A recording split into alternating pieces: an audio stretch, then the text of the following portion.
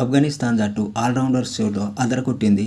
బలమైన ఆస్ట్రేలియా జట్టును 21 పరుగుల తేడాతో ఓడించింది. సెమీఫైనల్ రేస్లో నిలవాలంటే తప్పక గెలవాల్సిన మ్యాచ్లో గెలిచింది. ఆస్ట్రేలియన్ స్టార్ బ్యాటర్ మ్యాక్స్వెల్ పోరాటం వృధా అయింది.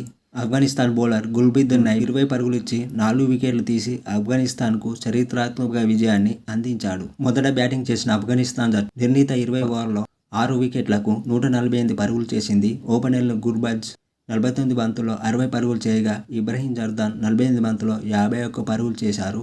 వీరిద్దరూ తొలి వికెట్కు 11.5 ఓవర్లలో 118 పరుగులు చేశారు. ఆఫ్ఘన్ ఓపెనర్లు క్రీజులో పాతుకుపోయినప్పటికీ ఆఖర్లో ధాటిగా మాత్రం చేయలేకపోయారు. ప్యాట్ కమిన్స్ 28 పరుగులు ఇచ్చి 3 వికెట్లు తీయగా అడమ్ జంపా 28 పరుగులు ఇచ్చి 2 వికెట్లు తీశాడు. అనంతరం ఛేదనకు దిగిన ఆస్ట్రేలియా జట్టు 19.2 ఓవర్లలో 127 పరుగులకు ఆలౌట్ అయింది. గుల్బదీన్ నబీ 20 పరుగులు ఇచ్చి 4 వికెట్లు తీయగా నబీనుల్లాహ్ 20 పరుగులు ఇచ్చి 3 వికెట్లతో ఆసీస్ను ఓడించారు. చేజింగ్లో ట్రావిస్ హెడ్ను క్లీన్ బౌల్డ్ చేసిన నబీనుల్లాహ్ ఆరంభంలోనే ఆస్ట్రేలియాకు దెబ్బ కొట్టాడు. 3 బంతులు ఎదుర్కొన్న ట్రావిస్ హెడ్ డకౌట్గా వెనుతిరిగాడు. కాసేపటికే మిచెల్ మార్ష్ 12 పరుగుల వద్ద నబీనుల్లాహ్ అవుట్ చేయగా డేవిడ్ వార్నర్ను 3 పరుగుల వద్ద మహమ్మద్ నబీ అవుట్ చేయడంతో ఆసీస్ 32 పరుగులకే 3 వికెట్లను కోల్పోయింది. ఈ దశలో బ్యాటింగ్ వచ్చిన స్టోయినిస్తో కలిసి మ్యాక్స్వెల్ ఇన్నింగ్స్ను చక్కదిద్దే ప్రయత్నం చేశాడు. టీమ్ డేవిడ్ నిదానంగా ఆడగా మ్యాక్స్వెల్ తనదైన శైలిలో దూకుడుగా పరుగులు సాధించాడు.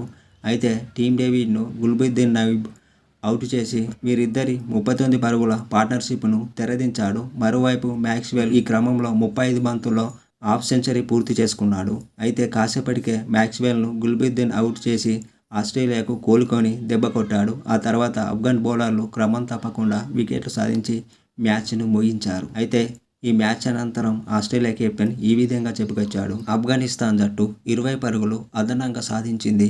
నిజాయితీగా చెప్పాలంటే వాళ్ళు గొప్పగా ఆడారు. మొత్తం క్రెడిట్ వాళ్ళకే ఇవ్వాలి. ఇవాళ మేం పేలవ ప్రదర్శన చేశాం. స్టేడియం రికార్డుల పరంగా తొలుత బ్యాటింగ్ చేయడమే సరైనదిగా మేం భావించలేదు.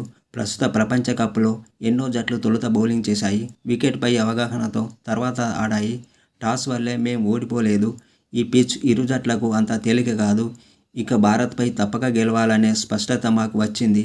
ఇలాంటి డూ ఆర్ డై మ్యాచ్లో భారత్ను ఓడించే సవాల్ కంటే మరొకటి గొప్పది ఉండదు అని మిచెల్ మార్ష్ మ్యాచ్ అనంతరం చెప్పుకొచ్చాడు. ఈ మ్యాచ్ అనంతరం అలాగే రషీద్ ఖాన్ ఈ విధంగా చెప్పుకొచ్చాడు. ఆస్ట్రేలియాపై విజయం మా జట్టుకు, దేశానికి ఎంతో గొప్ప ఘనత. ఆసీస్పై గెలవడం మంచి అనుభూతి. 2023 వన్డే వరల్డ్ కప్, 2022 టీ20 వరల్డ్ కప్లోనే దీన్ని పొందాల్సింది. గుర్బాజ్ ఇబ్రహీం ఓపెనింగ్ జోడీని తుది జట్టులో కొనసాగించడం మాకు ఎంతో కీలకం. అలాగే ప్రత్యర్థిని బట్టి కూడా ప్లేయింగ్ 11 ఉంటుంది. అందుకే భారత్ మ్యాచ్లో భిన్నంగా తుది జట్టు కూర్పుతో ఆడాం. ఈ పిచ్పై 140 మంచి స్కోరు. అయితే మేం గొప్పగా బ్యాటింగ్ను ముగించలేకపోయాం. దక్కిన శుభారంభంతో ఆ స్కోరును సాధించగలిగాం. ప్రశాంతతతో ఉండే లక్ష్యాన్ని కాపాడుకోగలమని తెలుసు. గుల్బదీన్ నబీ గొప్పగా బౌలింగ్ చేశాడు. మా జట్టులో ఎక్కువగా ఆల్రౌండర్లు ఉండడం గొప్ప విషయం. అతని అనుభవంతో చక్కగా బౌలింగ్ చేశాం.